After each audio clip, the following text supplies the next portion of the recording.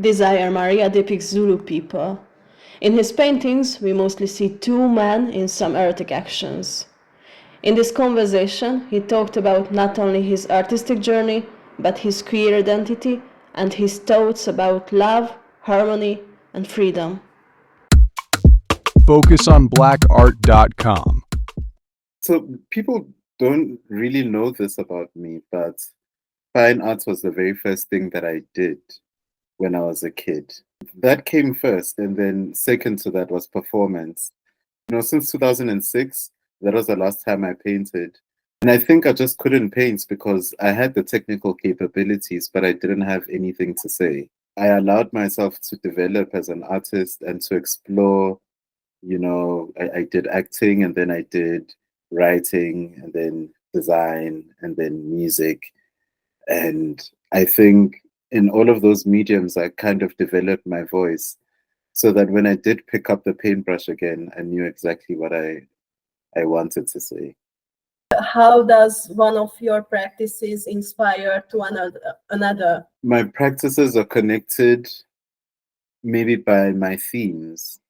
I think in my music and in my writing and in my paintings, there are always themes of love and Black queer love and Black being. I think there's a relationship between the disciplines as well, because I kind of paint in the same way that I make music. It's, the same, sonically, the way I layer a song and how it becomes dense is quite similar to maybe how I layer the colors in a painting. And what is the difference between release an album and make a solo show? It's quite similar. It's quite similar. Both of them take a lot of work out of you. But I think the process is different. I think making an album, you work with a lot of people to create the product. Like my name is on the music, but so many people did it. But with this, it was just me and the canvas. And I spent a lot more time with myself, and I appreciated that. And I appreciated the silence in the process. I'm asking the difference of the feedback. I think both of them need a bit of time because I've realized that my work, whether it's music or whether it's visual art, it burns very slowly and it burns over time. And I'm still unsure, about how my music is being received and where that journey is going. And I think the same thing is for art. You spent a childhood often ostracized, not meeting expectations or masculinity and gender. And may I ask you to tell a bit more about it? Being ostracized as a child because of my gender performance was something that made me lose touch with the world, and my sense of being in it. And it's made me more invested in my internal reality, and I think being invested in my internal reality allowed me maybe to give more time towards being an artist, but then it traumatized me because now I struggle to exist in the world, because when I was supposed to be learning how to be and how to be free in this world, the world was quite violent towards me. And I internalized a lot of those things. And I think it is only recently that I'm able to just be in the world and be free. FocusOnBlackArt.com. Can blend the traditional culture with the contemporary language. And I want you to talk about a bit how you can balance between the two. It's a matter of presenting ourselves and who we are as Africans in ways that are legible, you know, through the contemporary eye. And I don't remove modernity from Africanness, to a point where I think, I would have to balance it because it is who we are. And I'm painting that, and I'm painting historical figures, and I'm painting, paintings set in pre-colonial times Mhm. to say that we have been these people. And one might think that this is a modern language, but it is not. It's the language of bodies that have existed for many, many years. And I think nothing is new as far as the human condition is concerned. Can you tell me a bit more about the Zulu culture, the Zulu people? Zulus are a great nation. Zulus are a great nation that was created through uniting many other great nations. And they united because all of them had one thing in common. They wanted to protect, the Black family unit, which is the thing that was being under attack through colonialism, really family centered. And that's my favorite thing about Zulu people. But right now, we live in very modern structures that even within them, culturally, we still hold, the family to the highest regard. See in your paintings are always men who are full of life, very vital, very strong, with very strong bodies. That's almost like the Zulu archetype, Mhm. almost like in the Roman Empire or, or the Greek, I think we kind of have very similar archetypes, Um, it's a subconscious thing. I didn't do it deliberately, but that's kind of where my thinking is when I think about Zulu men of that time. And how does the ancient Greek or Roman art inspire you? I'm glad you highlighted that, that correlation, because even in, a lot of the ancient Greek artifacts, there's, depictions that seem very modern, but they're from ancient times. And I think I love that. I love that because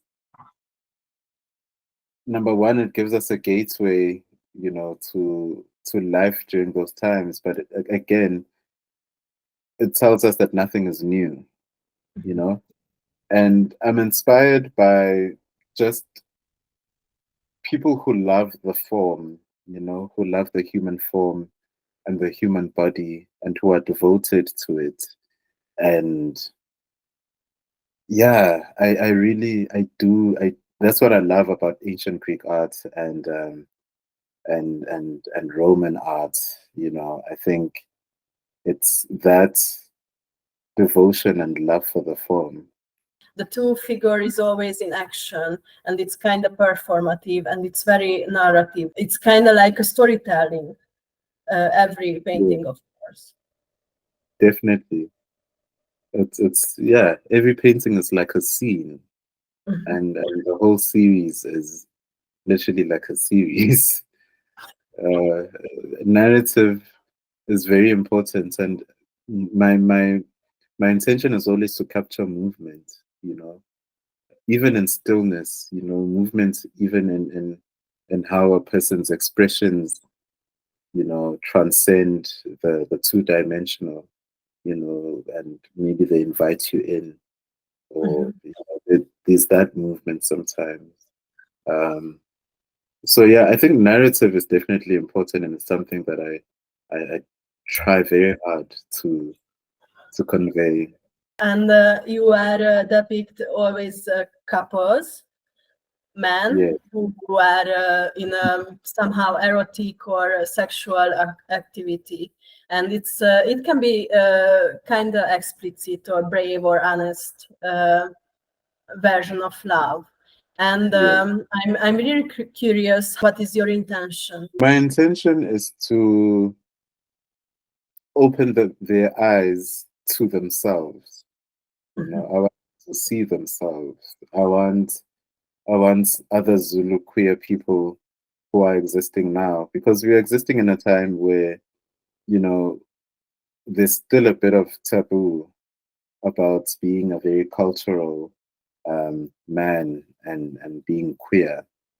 So I think that representation is important, because for a very long time there was this notion that being queer is un-African, and there's not a lot of representation about, you know, very traditional or ancient, or, you know, Zulu men being intimate with each other, or being queer in any kind of expression.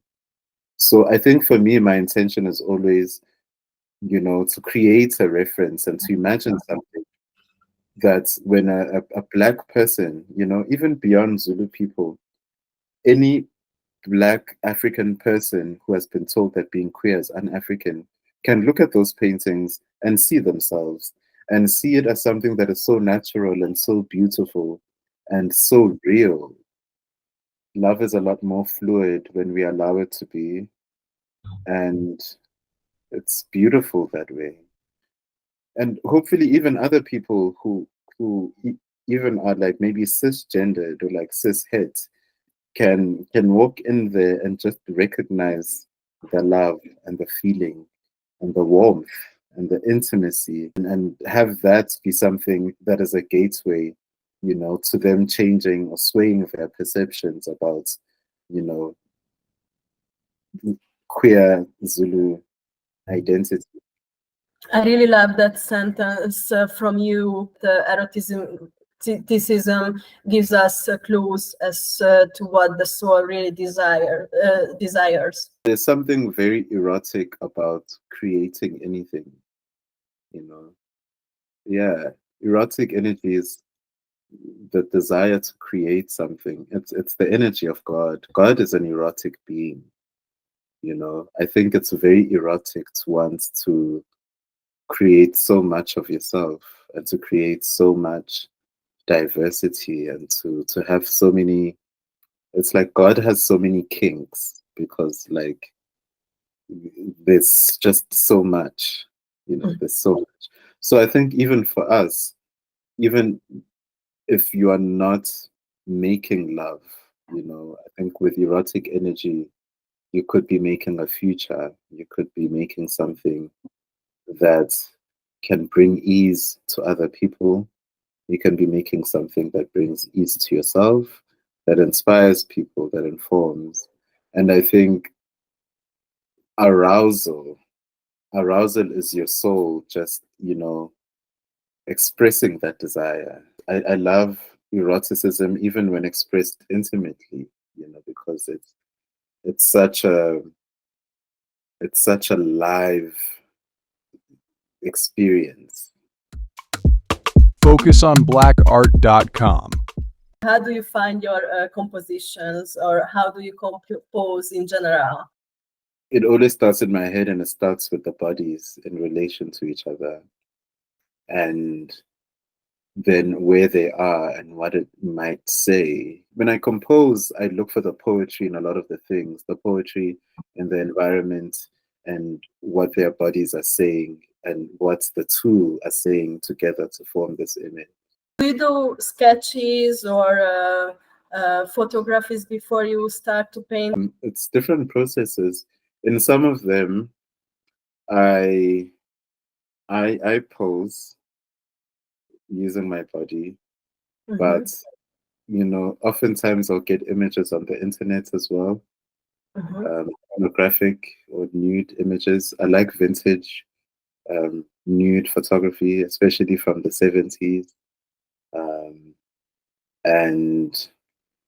and just modern pornography, you know, um, especially in the age of OnlyFans, or in the age where people are making their own pornography. I think it has given us a new language. I think sexuality is always changing. Yeah, the nuances change. The nuances definitely change, because I think even the way we perceive our bodies changes over time. It's informed by popular culture, um, and so many other things. It's informed by, socioeconomic factors, political factors. All of these things change the way we engage with our bodies, and definitely how we engage with each other physically. Many poses in modern day culture inspire me. I think also just sometimes religious poses as well, or like poses from paintings with very strong religious themes, are things that inspire me. I think I just try to make it as natural as possible. FocusOnBlackArt.com. I want you to talk about a bit your style. I see very transparent layers or thin layers. I try to capture feeling in all the layers. And yes, a lot of the layers are quite thin, but there's lots of layers and lots of building. I started off using acrylics, purely acrylic paint, and then I just to build the textures, because when you see them in real life, you see that I use quite a heavy impasto sometimes to create certain textures in the painting. And for that, I start with a layer of acrylic, and I just build on that. I do my underlayers, and then I paint over it with oil, and I paint and I paint and I paint. Oil is more lush, maybe, than It's very acrylic. nice. I love oil. There's a depth that oil gives you that I just can't explain. But when I tapped into it, I was like, wow, I love it. Your figures are always, or mostly, you're gonna say that, in a lush nature. How do you think about the connection between the body and the nature? I think in one instance, one might think that the home is the place where you have your privacy and your intimacy, But I think for a lot of Zulu men of that time, and in present times, sometimes being out there and outside of your home or in nature gives you more privacy, and maybe more a sense of home, if you define home as freedom. And I think the built environment, even in those times, was something that was quite cis heteronormative, you know. And I think there's a poetry as well about doing this in the natural environment. And what it says, it's nature, it's natural. FocusOnBlackArt.com. What does black joy mean to you? Black joy means freedom. Freedom to be, freedom to love, and freedom to grow. Yeah, freedom to grow. That's what black joy is. It really is about freedom. It's difficult in this world to to um, to have full freedom, but you try to claim it. I think in ways that really matter. I try to claim my freedom. So I will say that I am constantly trying to claim my freedom in ways that are meaningful and in ways that are possible. Is it possible to find harmony in this cruel world? It's quite obvious that there are structural changes that would make that so much easier, for people to find that.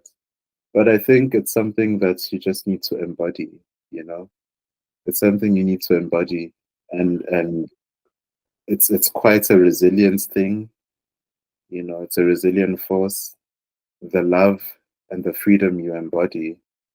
So I think always just being invested in yourself, you know, and in your state and in your inner world, and tapping into your true consciousness, I think is something that will always guarantee freedom, whatever situation you are in. Your mission is the liberation of the Black queer body. How did you mean that? It's a slow thing. I think, of course, I'm an artist. So in my work as a musician, I I do it with the intention of liberating Black queer people.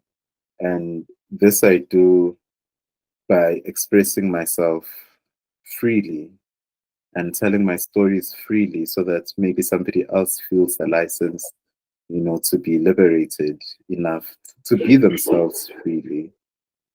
And I think the same is true in my art. I think I express all of it freely, and this is my visual art. Um, Expressing it freely, those are the parameters of my activism within my work. What is your strongest power as an artist, whether we look at it personally or from a social aspect? My biggest power, it's two things: my ability to transform and my ability to manifest. Those are my two superpowers. What does beauty mean to you? I don't know. I don't know. I don't know. I don't know what beauty means, but I know what it feels like. It comes with surrender. I think you have to be in a certain state in order to perceive beauty in things. And I think you have to start by just seeing beauty in your life, seeing how you are guided by the universe and your ancestors, and seeing how all these coincidences or things that are happening in your life are all connected. And even when you fall and even when you grieve, um, seeing how you get through certain things and what they teach you, I think there's a vulnerability with which you have to live in order to see beauty. So I think beauty is vulnerability. How can we read your paintings in a spiritual aspect? The spiritual part is the fact that I'm painting our ancestors. I'm painting our ancestors. Those, it's not just people who existed pre-colonially or in ancient times. We are the descendants and we are connected to them. I think my spiritual journey and becoming a Sangoma made me all the more aware of that fact that I'm connected to so many people. It's affirming enough to tell me that I do have queer ancestors because I am a queer being existing. I am an incarnation of a lot of these people. Spiritually, these paintings are the people that I do walk with, whether I'm related to them by blood or just by community. Definitely lose that connection to nature.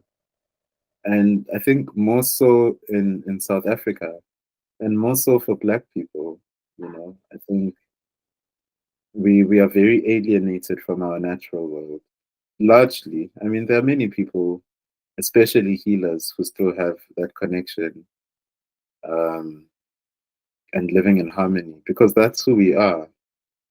Culturally, the way we do things, it's very sustainable. We are not people who exploit. But now with colonialism, we don't have rivers anymore. The white people took our land, and now we live in townships with very tiny yards and no nature in like Soweto, in the driest parts of the country. Perhaps isn't spoken about a lot, but colonialism really does affect the way that we engage with our natural environments, because our natural environment is an extension of us, you know. This is where our ancestors were buried. This is where our medicine comes from. This is where our portals are. This is the land that feeds us, you know. And that's the very same land that became where we were enslaved and where we were segregated. So I think the relationship definitely comes from there. FocusOnBlackArt.com. What are you working on right now? I'm about to start writing new music. Uh-huh. Yeah, that's what I'm looking at. Right now, I'm at a place where I just need to go away. So I'm going to go away for about a month and go on a writing retreat and just be with myself completely alone and just listen and process all that I've been through and all that I am in and all that I am, and see what comes from that.